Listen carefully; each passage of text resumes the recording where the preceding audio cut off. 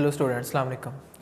बच्चे हम alkyl halide वाला चैप्टर पढ़ रहे थे, तो उसमें हमने प्रिपरेशंस ऑफ अल्काइल हाइलाइड पहले हमने देखा जब हमारी फ़िज़िकल क्लास हुई थी फर्स्ट लेक्चर। उसके बाद हमने शुरू किया था उसका substitution portion, reactions of alkyl halide कि अल्काइल हाइलाइड के रिएक्शंस किस तरह के होते हैं। तो हमने ये देखा था कि अल्काइल हाइलाइड के ना दो तरह के रिएक्शंस होते हैं, सब्सटीट्यूशन एंड एलिमिनेशन। तो 2 लेक्चर हमने सब्सटीट्यूशन पे लगाए, 3 लेक्चर सब्सटीट्यूशन पे लगाए, और फिर हमने लास्ट लेक्चर में हमने एलिमिनेशन रिएक्शन को ख़त्म किया। और आज जो हमने ना वो एक नया टॉपिक शुरू करने जा रहे हैं और वो बहुत इंपॉर्टेंट है और पेपर में वो तकरीबन हर साल ही आता है। तो वो आपके पास है ग्रिग्नार्ड रीजन। तो ग्रिग्नार्ड रीजन पहले एफएससी में भी पढ़ चुके हैं, लेकिन अब थोड़ा सा हम इसको आगे की तरफ लेके जाएंगे। तो जो आपके पास ग्रिग्नार्ड रीजन होता है या ये आपके पास एक कंपाउंड है, ये आपके पास एक कंपाउंड है जिसको हम जनरली RMgX के साथ लिखते हैं, RMgX के साथ, अल्काइल मैग्नीशियम हैलाइड।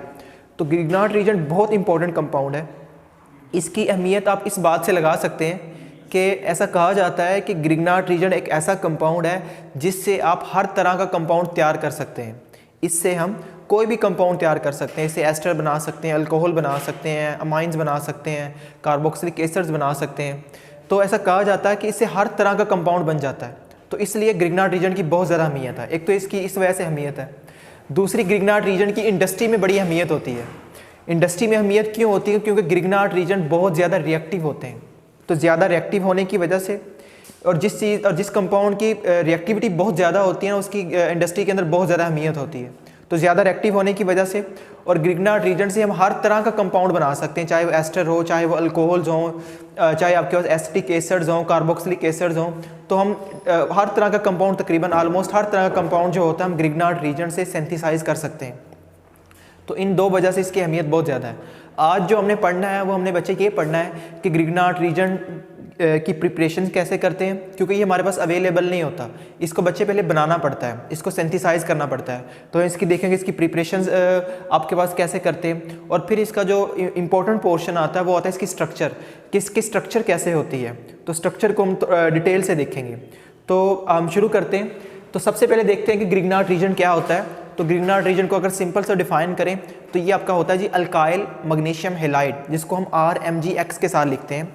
इसमें R आपका कोई भी अल्काइल ग्रुप हो सकता है, और मैग्नीशियम एक मेटल होती है, और X आपका कोई भी हैलोजन होता है। तो अल्काइल मैग्नीशियम हैलाइड जो होता है वो ग्रिग्नार्ड रीजन आपके पास कहलाता है। अब ज़रूरी नहीं है कि जो आपका R है वो आपका अल्काइल ग्रुप ही हो, वो आपका अराइल ग्रुप भी हो सकता है। तो अल्काइल मैग्नीशियम हैलाइड हो चाहे आपका अराइल मैग्नीशियम हैलाइड हो, इन दोनों को हम आपके पास ग्रिग्नार्ड रीजन का जो होता है हम नाम देते हैं। अब आती है ग्रिग्नार्ड रीजन की रिप्रेजेंटेशन कि ग्रिग्नार्ड रीजन को रिप्रेजेंट कैसे करते हैं। तो जनरली आम तौर पर बिल्कुल सिंपल हम इसको जो है वो RMgX के साथ रिप्रेजेंट करते हैं। R आपका कोई भी अल्काइल ग्रुप हो सकता है या कोई अराइल ग्रुप हो सकता है। अराइल ग्रुप वो होते हैं जब आप बेंजीन में से या एरोमेटिक कंपाउंड में से अगर आप एक हाइड्रोजन को निकाल देते हैं तो आपका अराइल ग्रुप बन जाता है। तो अगर यहाँ पे कोई अराइल ग्रुप अटैच हो, साथ मैग्नीशियम हो और साथ आपका कोई भी हैलोजन हो, तो ये कंपाउंड आपका कहलाता है ग्रिग्नार्ड रीजन। इस रीजन को, इस कंपाउंड को सबसे पहले जो सिंथेसाइज करता है वो आपके पास एक साइंटिस्ट होता है जिसका नाम होता है विक्टर ग्रिग्नार्ड। विक्टर ग्रिग्नार्ड 1900 में इसकी सिंथेसाइज करता है, इसकी प्रिपरेशन करता है। और यही वजह है कि इसको 1912 में 12 सालों के बाद इसको जो है वो नोबेल प्राइज़ भी दिया जाता है, क्योंकि इसकी अहमियत बहुत ज़्यादा होती है। तो 12 साल बाद इसको जो है वो नोबेल प्राइज़ का अवार्ड भी जो आपके पास वो दिया जाता है। तो डिस्कवरर आता है विक्टर ग्रिग्नार्ड। और एक बात याद रखनी है कि जो आपके पास ये RMgX होते हैं, जो ग्रिग्नार्ड रीजन होते हैं, इनको हम ऑर्गेनोमेटेलिक कंपाउंड कहते हैं। तो ग्रिग्नार्ड रीजन को हम ऑर्गेनोमेटेलिक कंपाउंड भी कहते हैं। ऑर्गेनोमेटेलिक कंपाउंड वो होते हैं जिसमें क्या होता है कि जो आपका कार्बन होता है वो किसी मेटल के साथ अटैच हो। अगर आपका कार्बन किसी मेटल के साथ अटैच होता है तो ऐसे कंपाउंड को जो है हम वो ऑर्गेनोमेटेलिक कंपाउंड का जो होता है वो नाम देते हैं। अब ग्रिग्नार्ड रीजन के अंदर ये होता है, ग्रिग्नार्ड रीजन से RMgX होता है, और R आपका कोई भी CH3, CH2 ethyl propyl butyl हो सकता है। तो ये जो R और Mg के दरमियान जो ये बॉन्ड होता है ये आपके पास बेसिकली कार्बन और मेटल के दरमियान में है। तो यही वजह है कि जो ये ग्रिग्नार्ड रीजन होता है it is also called organometallic compound. इसको जो है हम ऑर्गेनोमेटेलिक कंपाउंड का भी बेसिकली हम नाम देते हैं। अब ये तो था इसका थोड़ा सा इंट्रोडक्शन के आपके पास ग्रिग्नार्ड रीजन होते क्या है, इसकी रिप्रेजेंटेशन क्या है और इसको कौन आपके पास डिस्कवर करता है। अब आते हैं हम इसकी प्रिपरेशन के ऊपर कि क्योंकि ये हमारे पास अवेलेबल नहीं होते तो इसको बनाना पड़ता है। इसकी प्रिपरेशन बहुत इंपॉर्टेंट है। तो इसकी प्रिपरेशन के ऊपर आते हैं। इसकी प्रिपरेशन करने के लिए आपको ना बेसिकली 3 चीज़ें रिक्वायर्ड होती हैं। एक तो आपको चाहिए होता है अल्काइल हैलाइड, यानी कि आपको RX चाहिए होता है, अल्काइल हैलाइड चाहिए होता है या अराइल हैलाइड चाहिए होता है। तो अल्काइल हैलाइड आपको फर्स्ट चाहिए। सेकंड आपको मैग्नीशियम मेटल चाहिए, मैग्नीशियम की चिप्स चाहिए होती हैं आपके पास, रिबन की फॉर्म में आपके पास मैग्नीशियम चाहिए होता है, जिसको टर्निंग कहते हैं या रिबन भी कहते हैं। तो मैग्नीशियम मेटल आपको चाहिए होती है। और थर्ड आपको कोई मीडियम चाहिए होता है, मतलब कोई सॉल्वेंट चाहिए होता है जिसके अंदर ये रिएक्शन हो सके। तो वो हम ज़्यादातर इस्तेमाल करते हैं ईथर को, ईथर भी इस्तेमाल करते हैं, टेट्राहाइड्रोफुरान भी इस्तेमाल करते हैं, टर्शियम आयंस भी करते हैं। वो आगे जाके देखते हैं कि सॉल्वेंट इसके अलावा कौन कौन से इस्तेमाल करते हैं। तो इसमें 3 चीज़ें आपको चाहिए होती हैं। पहला आपको अल्काइल हैलाइड चाहिए, दूसरी आपको मैग्नीशियम मेटल चाहिए, मैग्नीशियम टर्निंग चाहिए, और थर्ड आपको कोई मीडियम चाहिए जिसके अंदर ये रिएक्शन हो सके, मतलब आपको कोई सॉल्वेंट चाहिए। ये तीनों जो होते हैं ये आपको रिक्वायर्ड होते हैं इसकी प्रिपरेशन के लिए। तो सबसे पहले क्या करते हैं, एक बीकर के अंदर हम सॉल्वेंट ले लेते हैं, मतलब ईथर ले लेते हैं, और ईथर उसके अंदर लेने के बाद हम क्या करते हैं, उसके अंदर अल्काइल हैलाइड भी डाल देते हैं, और उसी के अंदर मैग्नीशियम मेटल जो होती है जिसकी टर्निंग चिप्स होती हैं वो भी उसके अंदर डाल देते हैं, और उसको हम फिर रिफ्लक्स करते हैं। उसको हम एक स्पेसिफिक टाइम तक उसको हीट करते हैं एट अ कॉन्स्टेंट टेम्परेचर, एक मखसूस टेम्परेचर के ऊपर फिक्स टाइम के लिए उसको हीट किया जाता है, रिफ्लक्स किया जाता है, जिसके रिजल्ट में जो आपका RX होता है वो Mg के साथ रिएक्शन कर जाता है ईथर की मौजूदगी में, और आपके पास क्या बन जाता है, आपके पास RMgX यानी कि ग्रिग्नार्ड रीजन जो होता है बन जाता है। तो इसकी प्रिपरेशन आती है बाय रिफ्लक्सिंग, रिफ्लक्सिंग कहते हैं हीटिंग को at a specific time at constant temperature, वो रिफ्लक्सिंग कहलाता है। तो हम हीट करते हैं अल्काइल या अराइल हैलाइड को विद मैग्नीशियम मेटल के साथ in ether solution. Ether is used as a solvent, तो उसकी ईथर की मौजूदगी में रिएक्शन करवाया जाता है। तो रिजल्ट में RX प्लस Mg इसका रिएक्शन होता है, और साथ इसको हम क्या करते हैं, इसको साथ हम हीट कर रहे होते हैं, यहाँ पर हीटिंग लिखेंगे एरो के ऊपर, और इसमें सॉल्वेंट आपका जो इस्तेमाल हो रहा होता है वो आपका ईथर इस्तेमाल हो रहा होता है,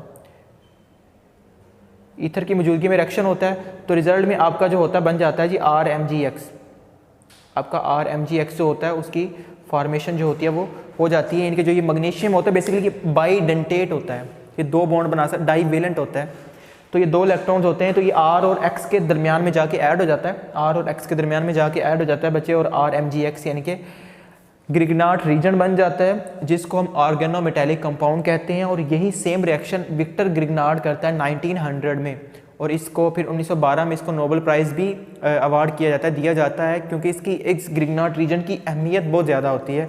सिर्फ ये ग्रिग्नार्ड रीजन, सिर्फ एक कंपाउंड ही ग्रिग्नार्ड ने डिस्कवर किया था, और इसी की बिना पर इसको जो है वो नोबेल प्राइज़ दे दिया गया, क्योंकि इसकी अहमियत बहुत ज़्यादा है। इससे हम हर तरह का कंपाउंड, ऑलमोस्ट 90% कंपाउंड जो होते हैं वो इससे हम सिंथेसाइज कर सकते हैं। आगे हम आते हैं कि ये जो रिएक्शन मैंने लिखा है सिंगल लाइन में, इसका बेसिकली मैकेनिज्म क्या है। इसका मैकेनिज्म देखेंगे कि अल्काइल हैलाइड किस तरह मैग्नीशियम के साथ रिएक्शन करता है, और किस तरह आपका RMgX जो होता है वो बन जाता है। इसका मैकेनिज्म देखते हैं। तो ये रिएक्शन बेसिकली ना 2 स्टेप के अंदर हो रहा होता है, ये 2 स्टेप का वाला मैकेनिज्म है, इसमें 2 स्टेप हो रहे होते हैं। पहले स्टेप के अंदर क्या होता है कि जो आपका अल्काइल हैलाइड जिसको हम RX के साथ लिखते हैं, इसका मैग्नीशियम के साथ जब रिएक्शन हो रहा होता है तो मैग्नीशियम के पास ना 2 इलेक्ट्रॉन्स होते हैं, आखिरी शेल में, वैलेंस शेल में 2 इलेक्ट्रॉन्स होते हैं।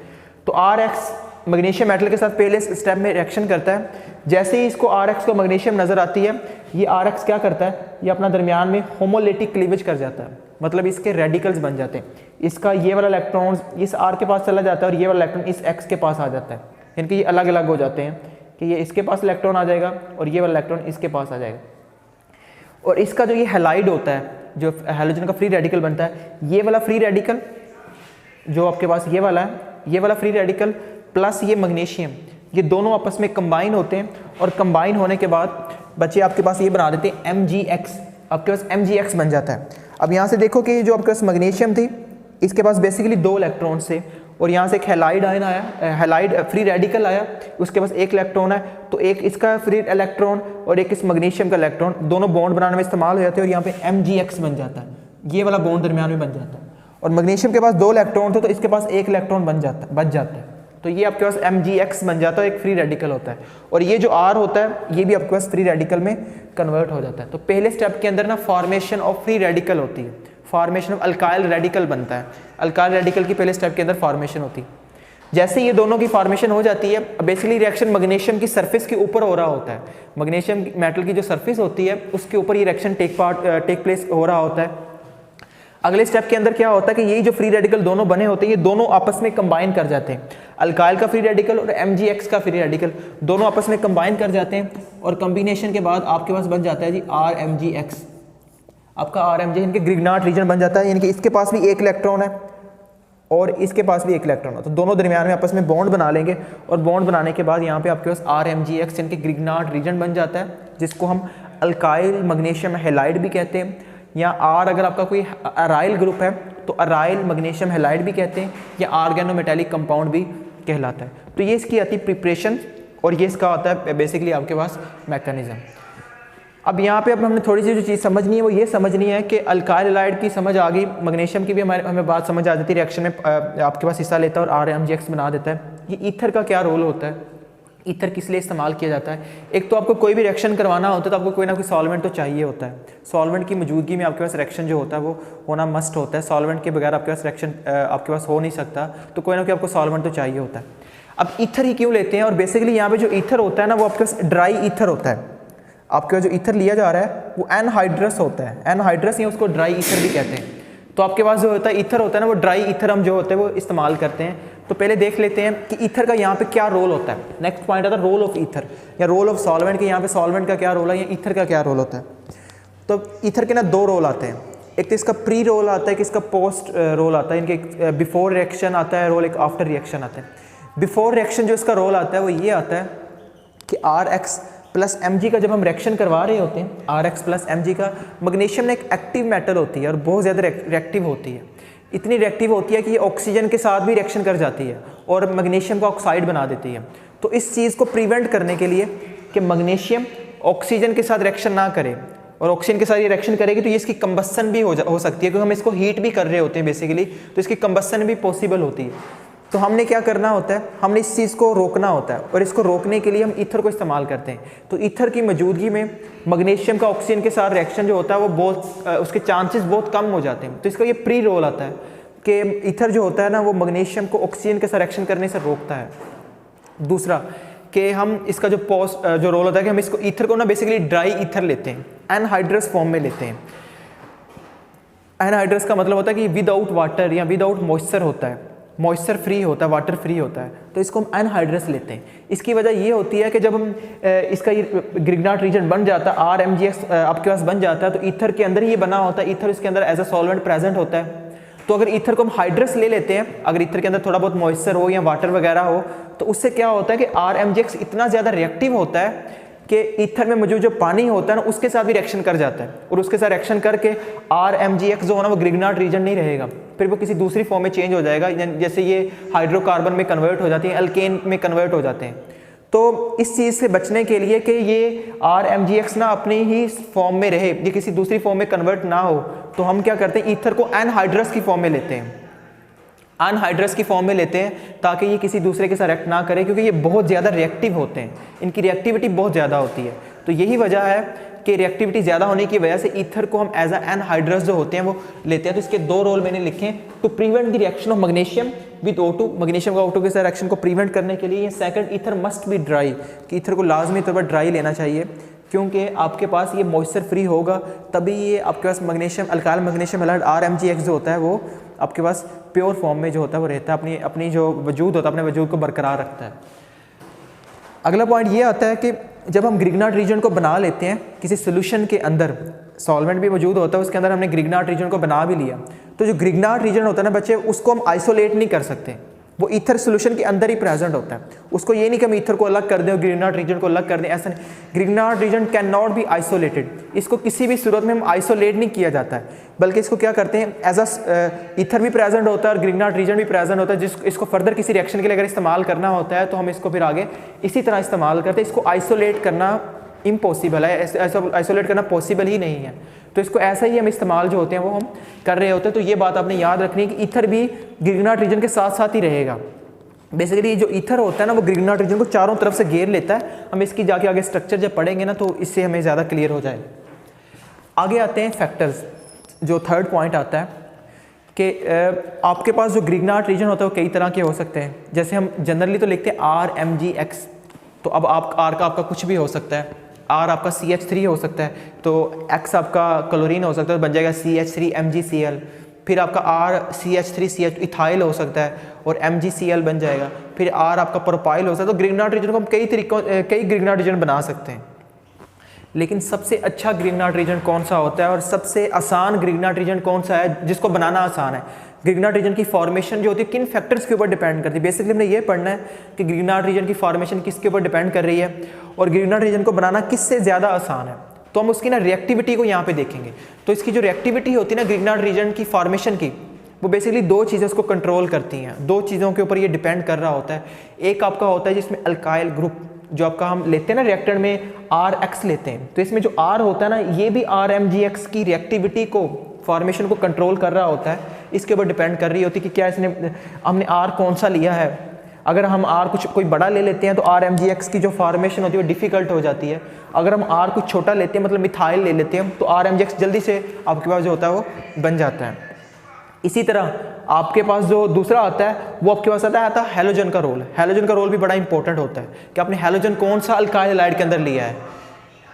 और आपके पास हैलोजन आता है ना वो फ्लोरीन, क्लोरीन, ब्रोमीन, आयोडीन कोई भी हो सकते हैं। तो आपने ये देखना है कि आपने कौन सा हैलोजन लिया है। जैसे आप अगर आयोडीन लेते हैं, आयोडीन वाला हैलोजन लेते हैं तो उससे आपके पास जो RMgX बनता है ना वो बहुत जल्दी बन जाता है, उसकी फॉर्मेशन जो होती है वो बहुत ज़्यादा हो रही होती है। अगर आप फ्लोरीन लेते हैं तो फ्लोरीन की क्योंकि R के साथ उसका बॉन्ड बहुत स्ट्रॉन्ग बना होता है तो उसकी रिएक्टिविटी कम हो जाती है। तो ये हमने ये यहाँ पे देखेंगे। तो हमने यहाँ पे दो चीज़ें देखी हैं कि जो फॉर्मेशन ऑफ ग्रिग्नार्ड रीजन होता है उसको दो चीज़ें कंट्रोल कर रही होती हैं, एक आपका R ग्रुप और दूसरा आपका हैलोजन।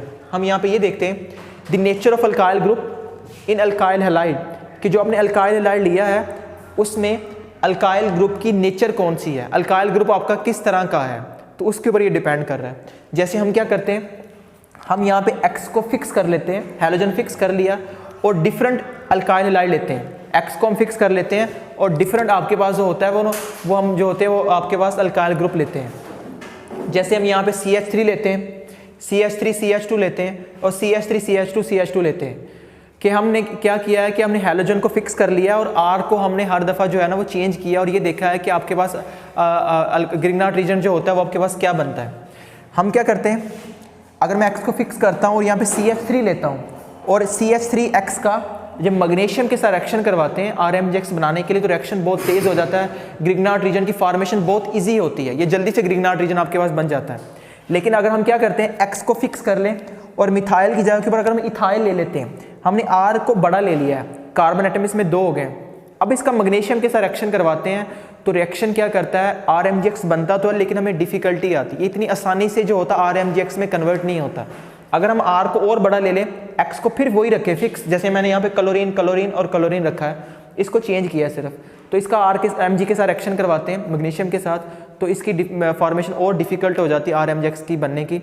ठीक है, तो जितना जितना हम R की चेन को बढ़ाते जाते हैं, कार्बन एटम बढ़ते चले जाते हैं तो उतनी रिएक्टिविटी डिक्रीज होती जाती है। जब रिएक्टिविटी डिक्रीज होती जाएगी तो RMgX का बनना मुश्किल हो जाएगा। तो ये पहला फैक्टर आता है कि अगर हम R को छोटा लेंगे तो RMgX आपका बिल्कुल आसानी से बन जाएगा। दूसरा आता है आपका हैलोजन का रोल कि अल्काइल हैलाइड में हैलोजन का रोल बड़ा अहम है कि आपने हैलोजन कौन सा लिया है। अगर आपने हैलोजन बड़े साइज़ का लिया है यानी कि आयोडीन लिया है तो उससे क्या होता है कि RMgX बहुत आसानी से बनता है। जैसे मैं यहाँ पे क्या करता हूँ, जो मैंने अल्काइल हैलाइड लिए हैं इसमें मैंने R को फिक्स कर दिया है, R मैंने चेंज नहीं किया, वो R कोई भी हो सकता है, इस तरह मैंने हैलोजन को चेंज किया और ये देखा है कि RMgX कैसे बनता है। तो ये देखा गया है कि जब हम अल्काइल को फिक्स करते हैं और हैलोजन को चेंज करते रहते हैं तो जो आपका अल्काइल आयोडाइड होता है उसका जब मैग्नीशियम के साथ रिएक्शन करवाते हैं तो RMgX की फॉर्मेशन बहुत आसानी से हो जाती है, जल्दी से RMgX जो होता है आपके पास जो होता है वो बन जाता है। तो ये आपके पास बहुत जल्दी ग्रिग्नार्ड रीजन बनाता है, ये इसकी फॉर्मेशन थोड़ी सी मुश्किल हो जाती है।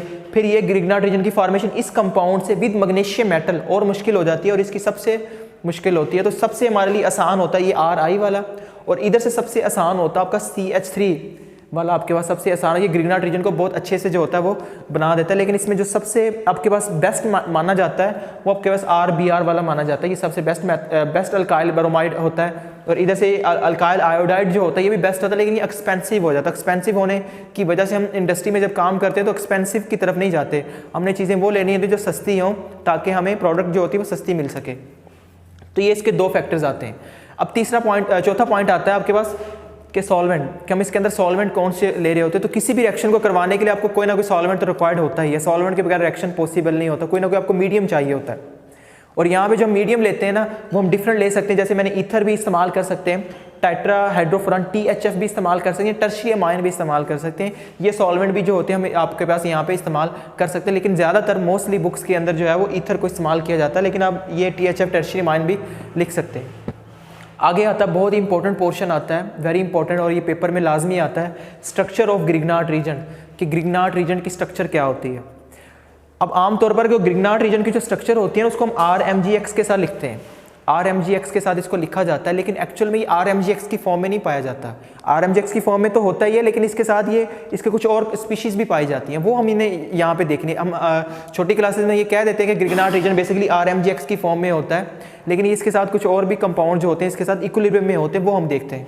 तो सबसे पहले आता है RMGX, अल्काइल मैग्नीशियम हैलाइड। अगर यहाँ पे हम बॉन्ड की बात करें तो R और मैग्नीशियम के दरमियान जो ये वाला बॉन्ड होता है ये आपके पास बॉन्ड कोवलेंट होता है, इसकी जो नेचर होती है ना वो कोवलेंट नेचर होती है, इलेक्ट्रॉन की यहाँ पे शेयरिंग हो रही होती है।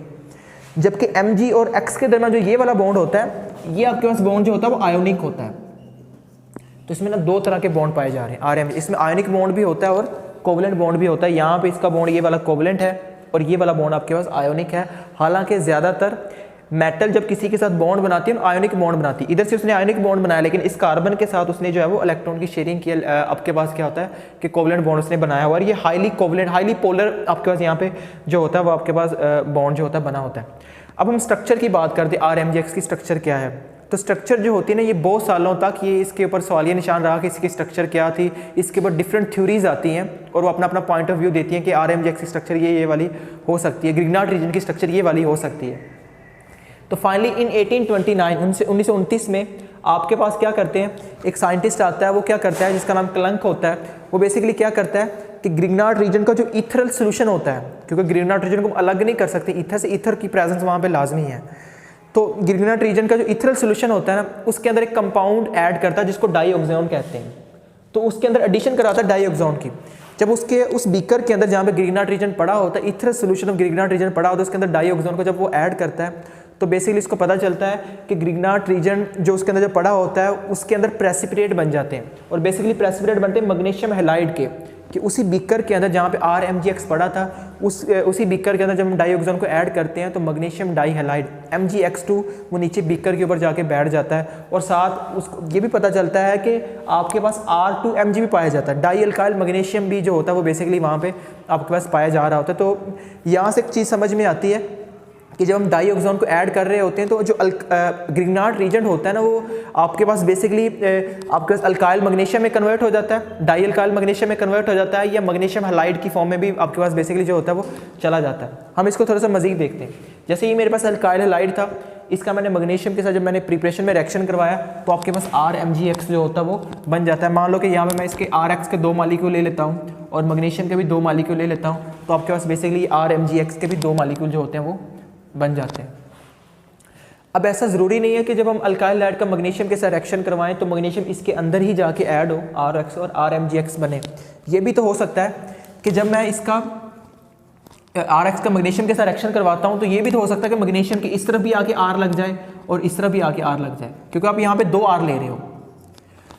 तो आपके पास क्या हो सकता है, ये भी तो हो सकता है कि मैग्नीशियम के इस तरफ भी R लग जाए और इस तरफ भी R लग जाए, और ये भी हो सकता है कि मैग्नीशियम के आपके पास इस तरफ भी आपके पास X लग जाए और इस तरफ भी X लग जाए, यानी कि आपके पास R2Mg बन जाए और MgX2 बन जाए। तो बेसिकली यहाँ पे क्या होता है कि जो ग्रिग्नार्ड रीजन होता है ना वो बेसिकली इक्विलिब्रियम में होता है, इक्विलिब्रियम में होता है R2Mg के साथ और MgX2 के साथ, और यही इक्विलिब्रियम जो होता है वो कहलाता है क्लंक इक्विलिब्रियम। इसको क्लंक इक्विलिब्रियम का जो होता है वो आपके पास नाम देते हैं। तो हम ये कहते हैं कि जब हम ग्रिग्नार्ड रीजन को बना लेते हैं ना तो उसके अंदर ये RMGX नहीं होता, बेसिकली इसके अंदर 2 स्पीशीज़ होती हैं, एक तो ये RMGX होता है और RMGX के साथ साथ बेसिकली यहाँ पे RMG आएगा। अब ऐसे भी लिख सकते हैं लेकिन इसको एक्यूरेटली आपके पास यहाँ पे RMGX होता है, RMGX होता है, लेकिन ये इक्विलिब्रियम में होता है। R2Mg एंड MgX2 ये इसके साथ जो होता है वो इक्विलिब्रियम में होता है। इसको मैं इकट्ठा लिखूंगा तो ये बन जाएगा R2Mg और इसको इकट्ठा लिखूँ MgX2, तो इसके साथ इक्विलिब्रियम में होता है। तो ग्रिग्नार्ड रीजन का जो सोल्यूशन होता है इसमें ये 2 स्पीशीज़ जो होती हैं वो प्रेजेंट होती हैं। लेकिन अब ये क्वेश्चन ये आता है कि इक्विलिब्रियम में ये भी होता है, ये दोनों ही चीज़ें प्रेजेंट है, ये प्रोडक्ट भी होगी, ये रिएक्टेंट भी होगा, तो कौन सी चीज़ ज़्यादा होती है, कौन सी मेजर होती है, क्या ये रिएक्टेंट मेजर होते हैं या ये मेजर होते हैं? तो वो डिपेंड करता है कि आपने आर कौन सा लिया है, अल्काइल ग्रुप कौन सा लिया है, आपने हैलोजन कौन सा लिया, सॉल्वेंट कौन सा इस्तेमाल किया और टेम्परेचर का क्या रोल है, क्योंकि यही जो फैक्टर्स होते हैं ना ये इक्विलिब्रियम की डायरेक्शन को चेंज कर देते हैं। अगर इक्विलिब्रियम ज़्यादा से ज़्यादा फॉरवर्ड में जाएगा तो ये वाला ग्रिग्नार्ड रीजन के अंदर ये कंपाउंड ज़्यादा पाया जाएगा, ये RMGX फिर कम हो जाएगा। और अगर आपने आपने रिएक्शन कुछ इस तरीके से कंट्रोल किया है कि जो इक्विलिब्रियम वो बैकवर्ड में आ गया है, पीछे की तरफ आ गया है, तो ये फिर कम पाया जाएगा, फिर ये वाली कंपाउंड जो होता है वो ज़्यादा पाया जाएगा। तो ये डिपेंड करता है कि इक्विलिब्रियम की डायरेक्शन किस तरफ है, उसके ऊपर डिपेंड करता है। और इक्विलिब्रियम की जो डायरेक्शन होती है ना वो ये चार चीज़ें बेसिकली कंट्रोल कर रही हैं, इसके ऊपर डिपेंड करता है। अब वो हम नहीं पढ़ेंगे कि फॉरवर्ड डायरेक्शन कब जाता है, रिवर्स कब आता है, ये केमिकल इक्विलिब्रियम के रिलेटेड आता है। अब आते हैं हम लास्ट पे कि अब हमने ये देख लिया कि अगर आपके जब हम ग्रिग्नार्ड रीजन बना लेते हैं ना तो उसके अंदर तीन चीज़ें पॉसिबल हो सकती हैं। एक उसके अंदर RMGX हो सकता है, दूसरा उसके अंदर R2MG हो सकता है और तीसरा उसके अंदर MGX2 हो सकता है। तो ये तीनों चीज़ें आपके पास उसके अंदर प्रेजेंट हो सकती हैं। और चौथी इसके अंदर ईथर सोल्यूशन भी जो होता है प्रेजेंट होता है। ईथर ने उसको आपस में जो होता है वो घेरा होता है, सॉल्वेंट ने उसको हर तरफ से जो होता है वो आपके पास घेरा होता है। हम अगर बात कर लेते हैं कि अगर ग्रिग्नार्ड रीजन के अंदर RMGX है, ये भी है, ग्रिग्नार्ड रीजन के अंदर MGX2 भी है और ग्रिग्नार्ड रीजन के अंदर R2MG भी है, डाई अल्काइल मैग्नीशियम भी है। तो ये तीनों चीज़ें प्रेजेंट है और ईथर भी प्रेजेंट है। अगर हम यहाँ पे इसको मान लेते हैं RMGX, अब RMGX में क्या होता है कि मैग्नीशियम ने इस तरफ एक बॉन्ड बनाया है, इस तरफ बॉन्ड बनाया। मैग्नीशियम के पास 4 इलेक्ट्रॉन है, मैग्नीशियम का ऑक्टेट रोल कंप्लीट नहीं है और इसको ऑक्टेट रोल कंप्लीट करने के लिए 4 इलेक्ट्रॉन रिक्वायर्ड है।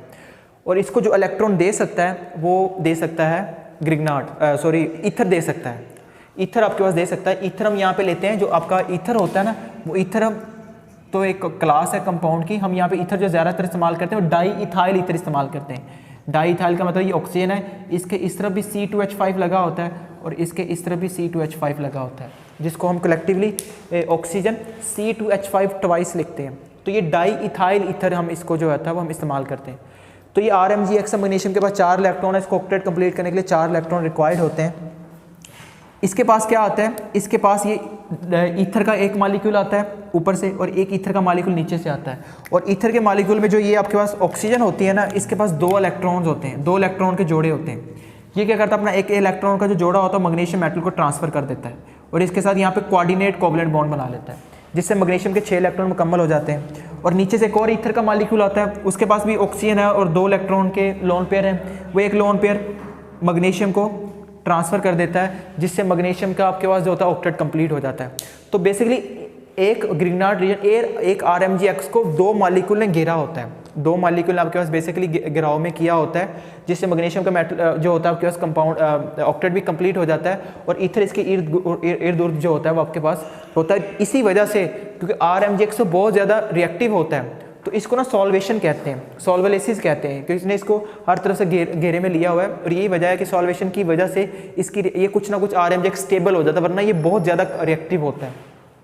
ये तो हमने लिखा RMGX अगर है, अगर मान लो कि सोल्यूशन के अंदर MGX2 हो और X2 होगा, अगर ये होगा तो इसके पास भी 2 सेम है यहाँ पे जोड़े हैं, एक इसको यहाँ पे इलेक्ट्रॉन ट्रांसफ़र कर देगा, एक इसको यहाँ पे ट्रांसफ़र कर देगा, तो आपके पास इससे भी इसका ऑक्टेट कंप्लीट हो जाता है। इसी तरह अगर R2MG होगा तो यहाँ पर भी आपके पास 2 इलेक्ट्रॉन्स होते हैं, 2 लोन पेयर्स हैं, तो एक लोन पेयर इसको यहाँ पे मैग्नीशियम को डोनेट कर देगा और इसको डोनेट कर देगा। ये मैंने कोऑर्डिनेट कोवलेंट बॉन्ड बन जाता है। बेसिकली कोऑर्डिनेट कोवलेंट बॉन्ड है, जब एक इलेक्ट्रॉन का जोड़ा ही दूसरे मेटल को ट्रांसफ़र कर दिया था, शेयरिंग कर दी जाती है, तो वो कोऑर्डिनेट बन जाता है, तो जिससे मैग्नीशियम के 8 इलेक्ट्रॉन अपना ऑक्टेट कंप्लीट कर लेता है।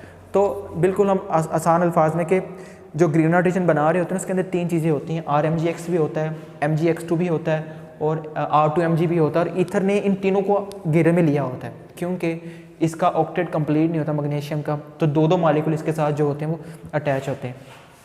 ये तो एक थ्योरी ये भी आई थी। एक थ्योरी बाद में एक्चुअल एक्सपेरिमेंट वाली आती है कि हम क्या करते हैं, जो ग्रिग्नार्ड रीजन जब बना लेते हैं ना, इसको फिर हम क्रिस्टलाइन करते हैं, इसको क्रिस्टल की फॉर्म में कन्वर्ट करने की कोशिश करते हैं। इसमें से ना किसी तरीके से ना इसको क्योंकि गर्म होता है, हीट किया होता है हमने बेसिकली बनाते हैं, इसको ठंडा किया जाता है, इसकी क्रिस्टलाइन बनाए जाते हैं। और क्रिस्टलाइन बनाने के बाद हम क्या करते हैं कि इसको पाउडर की फॉर्म में लेके हम इसका एक्स-रे डिफ्रैक्शन मेथड जो होते हैं हम वो कर रहे होते हैं। तो जब इसका एक्स-रे डिफ्रैक्शन मेथड आपके पास बेसिकली करते हैं तो हमें ये पता चलता है कि जो एक ग्रिग्नार्ड रीजन का मॉलिक्यूल होता है वो टेट्राहेड्रली अरेंज होता है, उसके साथ दो मॉलिक्यूल जो होते हैं आपके पास बेसिकली वो आपके पास जुड़े होते हैं। जैसे ये आपका जी एक मॉलिक्यूल है RMgX, तो एक ये ऑक्सीजन है डाईइथाइल ईथर का, ये ऑक्सीजन है दूसरे डाईइथाइल ईथर का, तो इसने इसको एक आपके पास इलेक्ट्रॉन का जोड़ा दिया होता है, एक इसको इसने इलेक्ट्रॉन का जोड़ा दिया होता है, तो ये टेट्राहेड्रली अरेंज आपके पास हुए होते हैं। ये हमें पता चलता है जब हम एक्सरे डिफ्रेक्शन इसकी आपके पास बेसिकली कर रहे होते हैं, तो ये यहाँ पे एज अ मोनोमर पाया जाता है। लेकिन अगर आपके पास ग्रिग्नार्ड रीजन दो फॉर्म में हो, या तो ये डिल्यूट सोल्यूशन में हो या ये कंसनट्रेटेड सोल्यूशन में हो, अगर ये डिल्यूट सोल्यूशन में होता है तो आपके पास ये एज अ मोनोमर पाया जाता है, यानी कि सिंगल फॉर्म में होता है, ऐसे पाया जाता है, एक ग्रिग्नार्ड रीजन का ऐसे मॉलिक्यूल होगा। लेकिन अगर आपका ग्रिग्नार्ड रीजन जो है वो कंसनट्रेटेड फॉर्म में है, मतलब ग्रिग्नार्ड रीजन की मिकदार ज़्यादा है, उसमें जो सॉल्वेंट है वो कम है, ग्रिग्नार्ड रीजन कंसनट्रेटेड फॉर्म में और इसकी जो कंसनट्रेशन 1 मोलर तक जाती है, तो ये डाइमर की फॉर्म में पाया जाता है, जिनके दो मोनोमर मिलकर एक डाइमर बना देते हैं। वो दो मोनोमर कैसे मिलते हैं, आपने इस स्ट्रक्चर को ध्यान से देखना है और इसको ऐसे ही बनाना है कि ये आपका एक RMgX है, ये आपका एक RMgX है, ये आपका दूसरा RMgX, जिसको मैंने ऐसे लिखा हुआ है। जो एक RMgX होता है, अब इसमें मैग्नीशियम ने अपने आप को स्टेबल करना होता है 8 इलेक्ट्रॉन मुकम्मल करने के लिए। जो आपका ये हैलोजन होता है ना, इसके पास भी लोन पेयर होते हैं, इसके पास बेसिकली 3 लोन पेयर होते हैं। तो एक मैग्नीशियम एक ग्रिग्नार्ड RMgX और दूसरा RMgX, तो एक RMgX का जो X होता है ना, वो क्या करता है, अपना एक इलेक्ट्रॉन पहले वाले Mg को दे देता है, पहले वाले ग्रिग्नार्ड रीजन जो होता है RMgX उसको ट्रांसफर कर देता है, जिससे इसके कितने इलेक्ट्रॉन हो जाते हैं, मैग्नीशियम के 6 इलेक्ट्रॉन बन जाते हैं, 6 इलेक्ट्रॉन बन जाते हैं। और इस RMgX का जो ये वाला X है, इसके पास भी 3 इलेक्ट्रॉन है, ये भी क्या करता है, अपना एक इलेक्ट्रॉन इस मैग्नीशियम को दे देता है। तो ये आपस में डाइमर करते हैं, डाइमर्स बनाते हैं, ब्रिज बना लेते हैं। इसमें हैलोजन एज अ ब्रिज इस्तेमाल जो होता है वो हो रहा होता है, जिससे इस मैग्नीशियम के यहाँ पे 2 4 और ये 2, तो 6 इलेक्ट्रॉन हो जाते हैं। अभी भी इसके 2 इलेक्ट्रॉन कम है, तो क्या करता है मैग्नीशियम जो 2 इलेक्ट्रॉन लेता है वो ईथर से ले लेता है, तो इसके पास ईथर आता है डाईइथाइल ईथर OC2H5 ट्वाइस, क्योंकि इसके पास 2 इलेक्ट्रॉन्स होते हैं। और इस मैग्नीशियम के पास भी 6 इलेक्ट्रॉन है, तो इसके पास भी एक आपके पास ईथर आता है और ये बना देता है C2H5 ट्वाइस, और इसको भी एक इलेक्ट्रॉन दे देता है। तो इसको मैंने कोऑर्डिनेट कोवलेंट बॉन्ड के साथ जो है वो रिप्रेजेंट कर दिया है, तो इसको डाइमर कहते हैं। ये उस वक्त ग्रिग्नार्ड रीजन इस फॉर्म में पाया जाता है जब ये डाइमर की फॉर्म, जब ये कंसनट्रेटेड होता है और इसकी जो मोलैरिटी है 1 मोलर, तो ये डाइमर की फॉर्म में पाया। अगर ये डिल्यूट हो तो बच्चे ये आपके पास एज अ मोनोमर इस फॉर्म में पाया जाता है। ये मैंने सिर्फ इसके लिए लिखा है, RMgX के लिए। अब ग्रिग्नार्ड रीजन के अंदर ये भी होता है और ये भी होता है, तो ऐसे ही ग्रिग्नार्ड जिस तरह ये as a monomer as a dimer पाया जाता है, तो इसी तरह अगर हम ये भी जो होता है ये भी एज अ मोनोमर, ये वाले, और सेम इसके लिए भी ऐसे ही होता है, तो तीनों के लिए। लेकिन ये हमारे सिलेबस में नहीं, हम सिर्फ स्ट्रक्चर इसकी है, तो इसकी स्ट्रक्चर बच्चे आपने जो होती है बनानी होती है, बहुत इंपॉर्टेंट है। इसका जो अगला पोर्शन आता है वो आती है सिंथेटिक एप्लीकेशन या इसके रिएक्शन, तो वो बच्चे हम जो है ना इसके बाद जो नेक्स्ट लेक्चर होगा, अगला लेक्चर, उसमें हम करेंगे।